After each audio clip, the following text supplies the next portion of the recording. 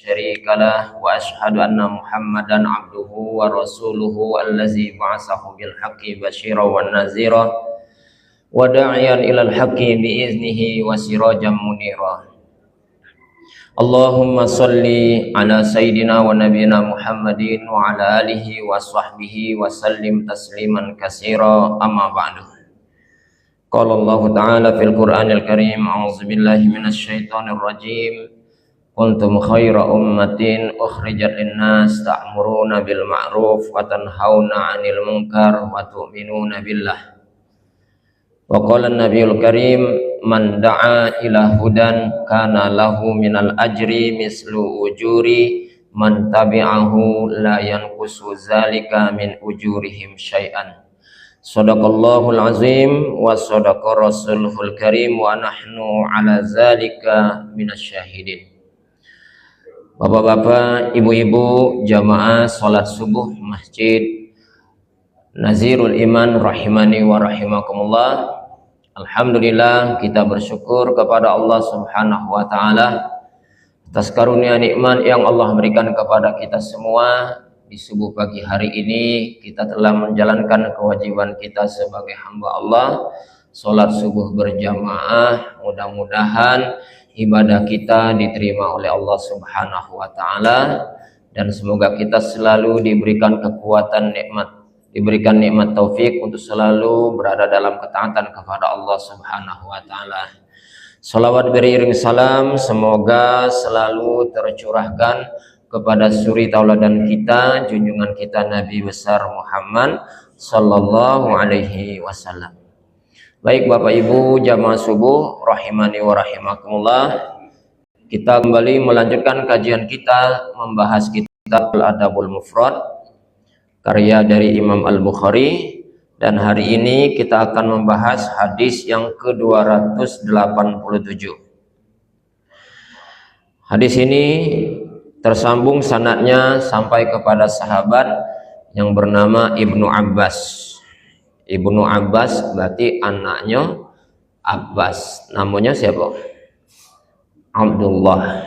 Jadi biasa disebut Ibnu Abbas, tapi namanya sebenarnya Abdullah. Abdullah bin Abbas radhiyallahu anhuma. Ini sepupu Nabi. Abbas itu pamannya, punya anak namanya Abdullah.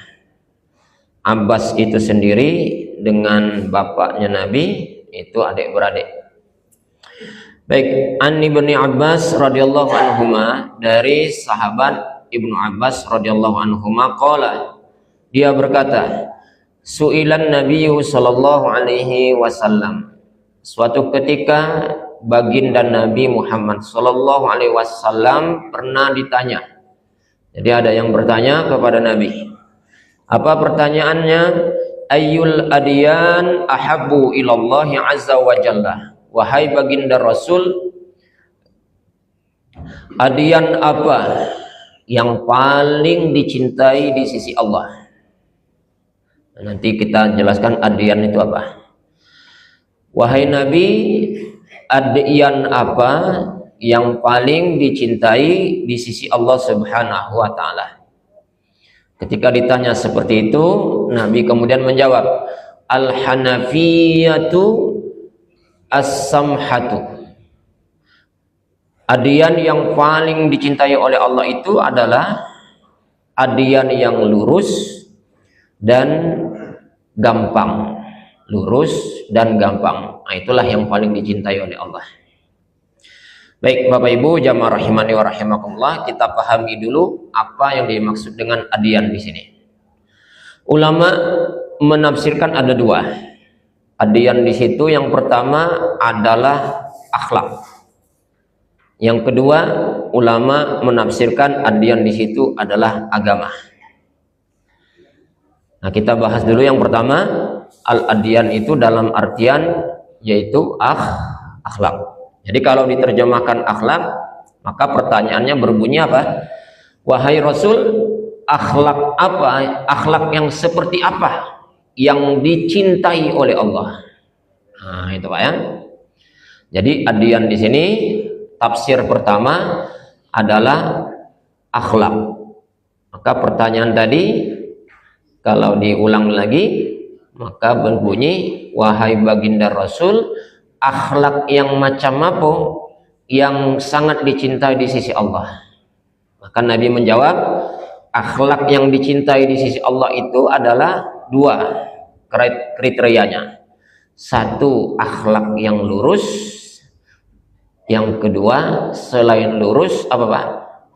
Gampang. Nanti kita jelaskan apa maksud gampang.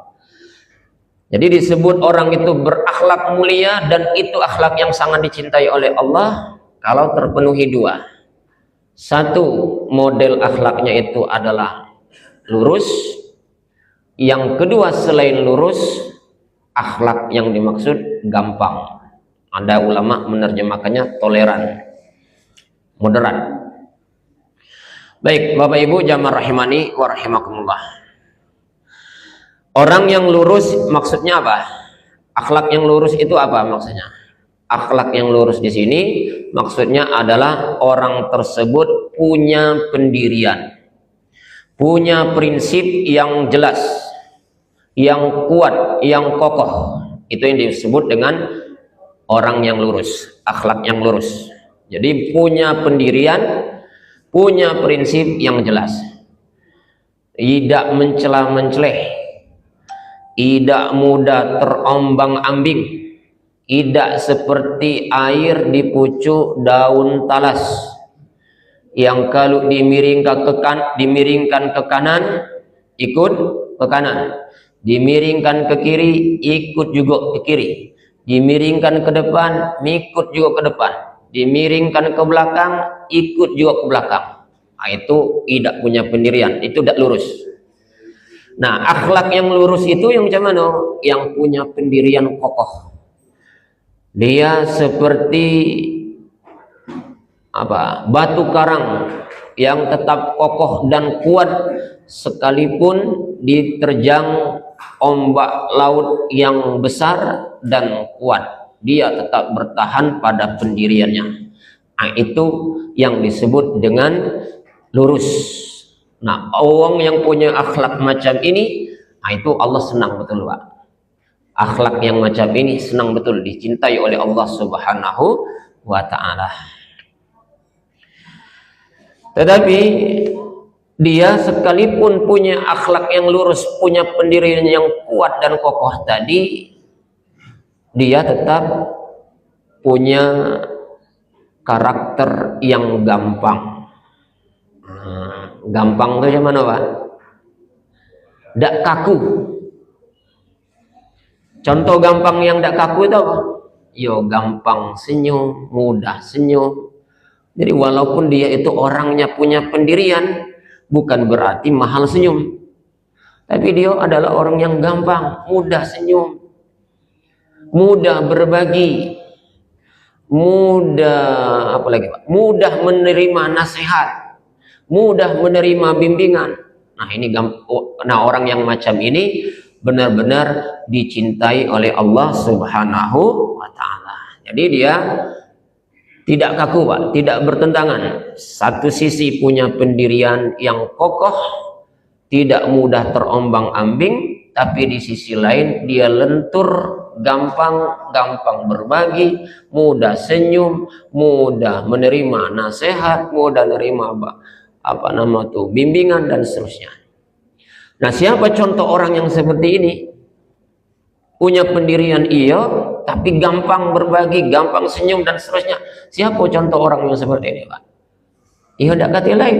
Contohnya adalah junjungan kita Nabi besar Muhammad Sallallahu Alaihi Wasallam. Siapa yang meragukan? Tidak ada. Beliau adalah orang yang punya pendirian yang kokoh, punya prinsip yang jelas, tidak mudah terombang-ambing, kokoh pendiriannya. Tapi sekalipun begitu, Rasulullah Sallallahu Alaihi Wasallam adalah orang yang sangat gampang senyumnya, gampang berbaginya, ya Pak ya. Dan dia kemudian ramah dengan siapapun, bersahabat dengan siapapun, sehingga beliau bisa diterima dimanapun beliau berada. Nah, ini pengertian pertama yang dimaksud dengan al-adyan. Al-adyan tadi diartikan oleh ulama maknanya adalah akhlak. Jadi akhlak yang paling dicintai di sisi Allah karakternya dua. Satu, orangnya lurus. Dua, orangnya gampang. Nah, kalau dua ini Pak kita miliki, Masya Allah, kita insya Allah termasuk orang yang sangat dicintai oleh Allah. Baik, itu pengertian pertama. Al-adyan dalam arti akhlak, perilaku, tingkah laku, sifat. Nah, sekarang al-adyan punya makna yang kedua. Kalau tadi al-adyan dimaknai sebagai akhlak. Nah, al-adyan di sini dimaknai oleh ulama bukan akhlak tapi agama. Al-adyan artinya apa? Agama.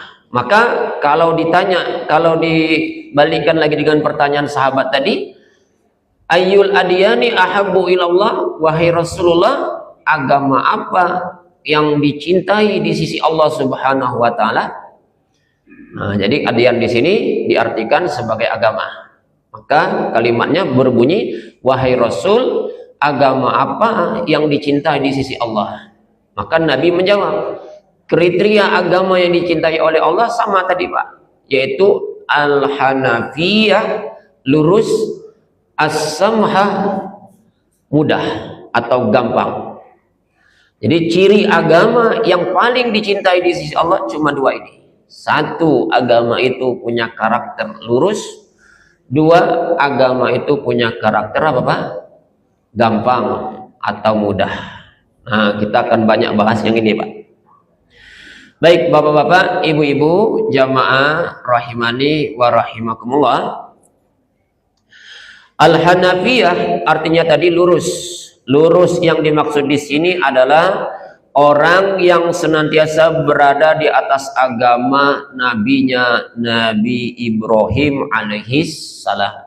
Karena kata-kata hanif ini biasanya disematkan kepada junjungan kita Nabi Ibrahim. Kenapa? Karena Nabi Ibrahim orangnya lurus, tidak condong kepada kesyirikan, ya Pak ya, tidak condong kepada kebatilan. Sekalipun di tengah masyarakat pada waktu itu dalam keadaan larut dan tenggelam dalam perbuatan syirik. Nah, Nabi Ibrahim orangnya kokoh, punya pendirian yang kuat, tidak mudah condong ikut kepada perbuatan yang berkembang di tengah masyarakat yang penyembah berhala pada waktu itu. Al-Hanafiyah ini. Dan alhamdulillah seluruh nabi setelah Nabi Ibrahim sampai Nabi Muhammad itu tersambung semuanya kepada Nabi Ibrahim. Jadi seluruh nabi Pak setelah Nabi Ibrahim. Jadi sejak Nabi Ibrahim sampai ke Nabi Muhammad semuanya nasabnya tersambung kepada Nabi Ibrahim. Maka Nabi Ibrahim itu disebut apa Pak? Bapaknya para nabi. Baik, al-hanafiyah. Jadi ini yang dimaksud dengan lurus, tidak condong kepada perbuatan mungkar, tidak condong kepada perbuatan syirik, tidak condong kepada perbuatan kebatilan. Dia akan tegak lurus. Nah, kemudian yang kedua, as-samhah. As-samhah di sini maknanya adalah toleran atau gampang, mudah. Jadi kriteria agama yang dicintai di sisi Allah, satu, agama itu adalah agamanya lurus, tidak ada penyembahan di dalam prakteknya kepada yang syirik, tidak perbuatannya mengandung kesyirikan. Yang kedua, agama itu agamanya dalam praktek ibadahnya gampang. Nah, kira-kira kalau disimpulkan dua kriteria ini melekat di agama apa Pak? Adanya di agama apa? Ya ada lain agama kita. Agama Islam. Di dalam Islam ini agama kita mengajarkan untuk tidak berbuat syirik. Tidak ada yang disembah kecuali Allah. Kemudian dalam tataran prakteknya, di dalam ajaran agama kita juga mudah Pak. Banyak contoh-contoh yang kemudian menunjukkan bahwa praktek agama itu tidak boleh memberatkan kita. Nah, kita akan coba sampaikan beberapa kasus, Pak. Toleran di sini atau mudah di sini mencakup dua, baik itu dalam urusan kita beribadah kepada Allah maupun dalam urusan muamalah. Nah, kita bagi dua. As-samhanya ada dua. As-samha tadi yang gampang, agama itu cirinya mudah, itu mana? Satu, mudah dalam urusan ibadah. Yang kedua, mudah dalam urusan muamalah. Dalam urusan ibadah banyak kasusnya, Pak. Kita akan coba sebutkan biar kita nanti jangan memberatkan diri. Satu kasusnya, Nabi pernah masuk masjid. Masuk salah satu masjid, didapati di dalam masjid itu, Pak, ada tali melintang. Tali melintang. Kaget Nabi, ini tali untuk apa nih? Melintang di tengah masjid. Dijawab oleh sahabat yang ada di situ, ya Rasulullah, ini tali punyanya si Fulana, wanita, seorang wanita. Lah untuk apa? Nah, baru diceritakan. Tali ini ya Rasulullah sengaja dipasang dia karena beliau ini, si wanita tersebut, rajin beribadah malamnya. Untuk apa? Untuk sandaran dia. Kalau tahajud biar tak roboh, dia berpaut-paut berpegang di tali ini. Nah, jadi tali yang difungsikan tadi untuk apa, Pak? Untuk nahan dirinya biar apa, Pak? Tetap tegak dalam tahajudnya, berpegang, berpaut. Apa yang dilakukan oleh Nabi? Putus. Dah, putus ke tali itu. Lepas. Nah, Pak, bukan Nabi nyuruh pertahankan, malah Nabi putus ke itu. Putus, kata Nabi, dilepas tali itu. Bapak Ibu jamaah rahimani wa rahimakumullah. Lalu apa di sini pelajarannya? Nabi ingin mengajarkan kepada kita untuk juga toleran dengan badan kita. Kalau memang mampu untuk berdiri, badan kuat, sehat, silakan berdirilah. Sholatnya jangan duduk. Nah itu, Pak. Tapi agama tidak membebani. Kalau tidak mampu berdiri, apa, Pak? Ya sudah, dengan cara yang kita mampu, apa? Pacaknya duduk, jangan dipaksa nak sambil berdiri. Maka tali tadi diputus oleh Nabi, dah putus tali itu, jangan dibiarkan. Nah, nanti malam, apalagi Bapak Ibu, sholat sunnah itu boleh tak, Pak? Sholat sunnah sambil duduk. Sholat sunnah sambil duduk. Boleh. Sholat sunnah sambil duduk. Kalau sholat wajib, hukumnya kalau tidak kati alasan, wajib sambil berdiri. Kalau sholat sunnah, sekalipun alasannya tidak sakit, boleh, Pak, sambil duduk. Sholat tahajud, saking banyaknya, Pak, yang nak kita lakukan, kemudian bacaan kita mungkin juga panjang, nak bermalam-malam gitu tahajud, nah boleh, Pak, sambil duduk. Tapi untuk sholat sunnah yang boleh sambil duduk itu juga kata Nabi dalam hadisnya, kalau tidak kata alasan yang syar'i, sakit idah, capek nian juga idah, dasar bayi nak duduk, sholatnya tetap sah. Tapi kalau tidak kata alasan yang syar'i, maka pahalanya dapat setengah dari pahala orang yang berdiri. Lemak baik, wong lain tegak, dia nak duduk, Tapi kalau duduknya karena ada uzur yang syar'i, sakit, tetap pahalanya utuh. Pahalanya utuh seperti pahalanya orang sambil berdiri. Nah, ini ajaran agama kita itu gampang, Pak. Tidak memberatkan pengikutnya, tidak memberatkan pemeluknya. Sampai Nabi kemudian apa? Nyuruh dilepas tali itu, putusin tali itu. Nanti kalau dia tahajud malam kaget, pacak berdiri 2 rakaat, berdiri.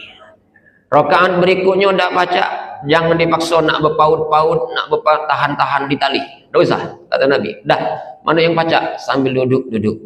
Tak pacak lagi duduk, ya sudah, berbaring. Nah, itu agama kita, ciri agama kita, kata Nabi, as-samhah. Inilah yang disebut dengan gampang tadi dan mudah tadi. Nah, contoh pertama. Contoh kedua, Nabi pernah bersafar, berpergian jauh, Pak. Lagi berpergian jauh, di antara yang ikut itu banyak sahabat yang ikut dalam safar itu. Kebetulan pada masa itu lagi puasa. Nah, di antara sahabat yang ikut tadi maksud diri tetap berpuasa padahal sedang bersafar. Maka yang dilakukan apa, Pak? Dalam keadaan kepayahan dan kehausan, sahabat-sahabat yang lainnya tuh, Pak, sibuk mayungi dia, sibuk ngipasi dia di tengah jalan. Ditengok Nabi, ngapo kamu laju sibuk ngurus wong itu? Yang lain sibuk dengan urusan masing-masing, yang lain ini sibuk ngurus wong siko ini. Ada yang mayungi dia biar dingin, ada yang ngipasin dia, Pak ya. Tapi tetap baik dia kepayahan betul, Pak. Payah betul. Nah, ditanya Nabi, apa masalah dengan dia? Ya Rasulullah, ini kawan kita ini ikut safar, tapi dia tetap maksud diri untuk tetap apa? Berpuasa. Maka apa komentar Nabi? Tidak ada kebaikan dalam amal ibadah yang seperti ini. Jadi apa, Pak? Sudah, kalau memang payah, tidak mampu, boleh kan, Pak? Lagi bersafar, tidak puasa? Boleh. Jadi jangan dipaksa. Nah, ini ciri ajaran agama yang samha tadi. Agama yang gampang, mudah. Ya, Pak ya? Tidak memberatkan pemeluknya. Nah, contoh ketiga. Nabi suka kalau orang menikah maharnya murah. Pak, Bu, ini khusus kita para orang tua ya, apalagi punya anak tino. Nabi tidak suka dalam proses nikah pengen apa, Pak?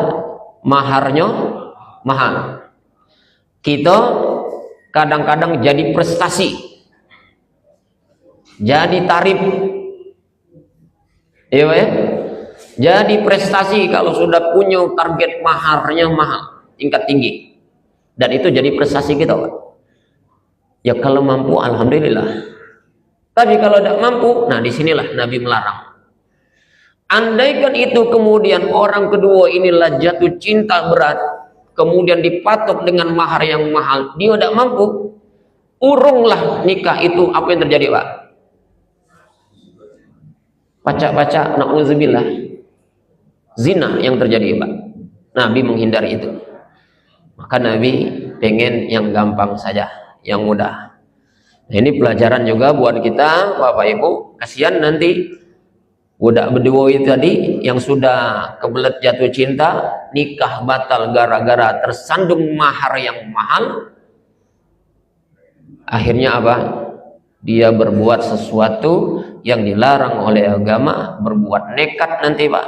Akhirnya jatuh kepada perbuatan zina.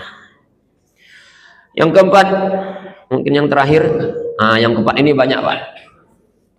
Ada 3 kelompok sahabat Nabi. Suatu hari datang ke rumah Nabi, ketemulah dengan salah satu istri Nabi. Rupanya 3 sahabat Nabi ini pengen belajar tahu dengan cak mano ibadah Nabi di rumah tuh, Pak. Nak nanyo langsung Nabi mungkin tidak lama. Kebetulan ada istri, dah nyelidiki dengan istri. Ngapa? Karena istri Nabi orang yang paling dekat, tentu lebih tahu tentang Nabi. Setelah dijelaskan cak mano praktek ibadah Nabi begini. Apa komentar wong 3 ini? Ih, enteng nian amalan Nabi ya. Gampang nian amalan Nabi. Nah, akhirnya, Pak, setelah dia dengar cerita itu dari istri-istri Nabi bahwa amalan Nabi itu enteng, mudah, segala macam. Kalau macam itu kita harus lebih Ngapo? Kalau Nabi amalannya enteng, wajar. Nabi orangnya lah maksum, lah terjamin masuk surga. Lah kita ini bukan Nabi, belum dijamin masuk surga. Nah kalau macam itu, kita banyak ibadah, harus gesit ibadah gitu, banyak ibadah. Makung tiga ini Pak punya prinsip masing-masing. Yang sikok, aku mulai hari ini dak galak tidur malam. Semalaman aku nak menghidupkan malam untuk ibadah. Dah, aku nak tahajud, aku nak tilawah, aku nak solawat, aku nak zikir. Dia mulai malam ini, kalau macam itu, aku nak memperbanyak amal ibadah, asal malam udah galak tidur. Uji yang pertama, Pak. Nah, yang kedua, kalau aku udah galak kawin, udah galak nikah. Karena kalau lah nikah, urusan hidup apa? Urusan ibadah terkuras, ganggu. Urusan rumah tangga, aku udah galak nikah. Uji yang dua. Nah yang ketiga apa Pak? Aku mulai hari ini ku dak galak ninggalkan hari kecuali hari itu diisi dengan puasa. Jadi ada yang ngisi malam dengan tahajud segala macam, dak galak tidur. Ada yang nak ngisi hidupnya dengan siang harinya banyak puasa, dak pernah putus. Yang ketiga, ada yang dak galak apa? Nikah. Hidupnya benar-benar nak disuruh ibadah. Informasi ini sampai kepada Nabi. Lalu Nabi kemudian menemui wong tiga itu. Apa kata Nabi? Ketahuilah, aku ini adalah orang yang paling bertakwa di antara kalian. Aku adalah orang yang paling bertakwa dari antara kalian. Tapi aku malam tidur. Ada waktunya badan ini istirahat. Siang harinya aku juga istirahat. Ada waktunya badan ini diunjuk makan. Jadi tidak bisa nak puasa terus. Dan aku juga di antara hamba Allah yang menikah. Jadi kalau kamu dah galak nikah salah. Kalau dah galak tidur malam salah. Badan ini harus tidur juga kata Nabi. Kalau kamu siang hari nak puasa terus salah juga. Puasa itu Pak paling maksimal puasa apa Pak? Puasa yang paling maksimal puasa Daud. Mana puasa Daud? Sehari puasa, sehari ida. Sehari puasa, sehari ida. Ah, itu dah kata lagi Pak di atas itu. Nah ini sahabat ini kalau macam itu kuna puasa terus setiap hari. Ah jangan kata Nabi. Sampai ditutup dengan kalimat apa Pak? Man raghiba an sunnati falaisa minni. Ditutup dengan kalimat kata Nabi, siapa yang tidak cinta dengan sunnah tingkah laku ini, maka dia bukan termasuk kelompok aku. Dengan kata lain, Nabi ingin mengatakan, kalau hidup kamu malamnya diisi untuk tahajud terus dekatnya waktu tidur, itu bukan cara aku. Kalau siang harinya tiap hari tahajud, tiap hari puasa, itu juga bukan cara aku. Kalau hidup kamu dak galak nikah, dak kati uzur yang syar'i, maka itu juga bukan apa? Syariat aku kata Nabi.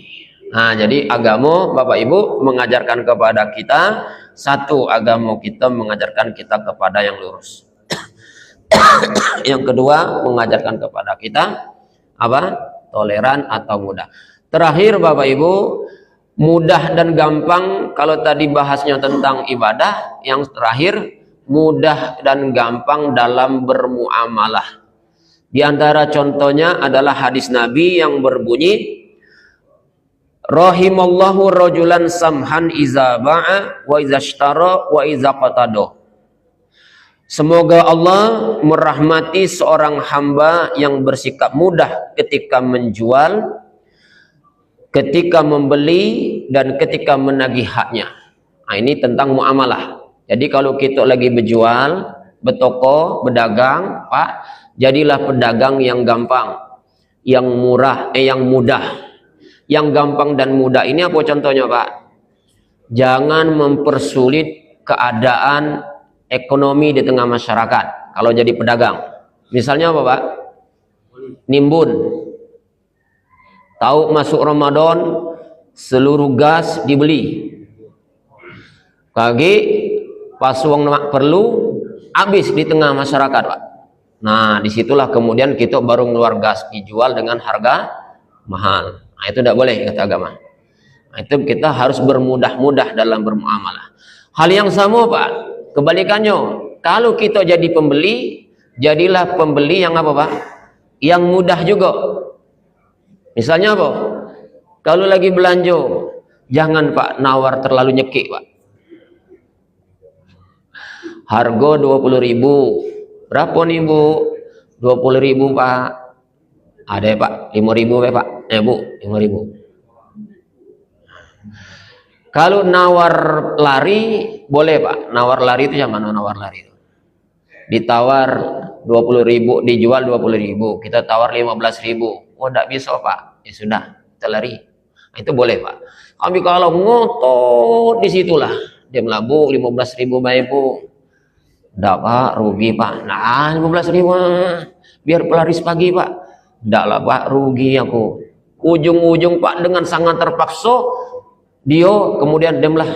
Kalau nak niat dia lah, belilah Pak 15.000. Nah, kadang-kadang di situ kita seakan-akan berprestasi Pak, pacak nawar paling murah tuh. Nah, itu tidak boleh dalam agama Pak. Kasihan dengan pedagang itu.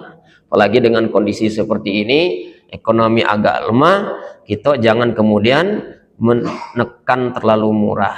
Baik Bapak Ibu, itulah kira-kira dimaksud yang hadis Nabi tadi. Jadi ada 2 poin di sini Pak, Bu. Pelajaran buat kita adalah pentingnya kita dalam beragama ini untuk menjadi orang yang dicintai oleh Allah, yaitu agama kita prakteknya lurus, tidak orangnya harus mudah, termasuk dalam berakhlak, akhlak kita juga harus lurus, dan orang yang gampang memaafkan, gampang senyum, gampang berbagi, dan seterusnya. Demikian Bapak Ibu, masih dalam nuansa hari raya, kami ucapkan mohon maaf lahir dan batin. Terima kasih atas perhatiannya. Kami akhiri billahi taufiq wal hidayah. Wassalamualaikum warahmatullahi wabarakatuh.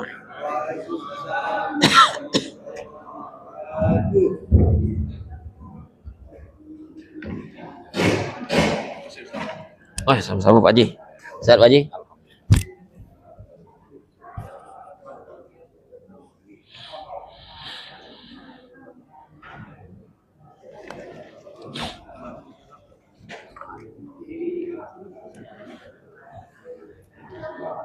Wah, makan daging itu nih Pak. Kemarin aku nelpon, cuma ibu yang angkat. Oh, ibu berangkat. Ada ibu yang angkat. Ya. Katanya Bapak ke mana? Ke Megang, motong kambing.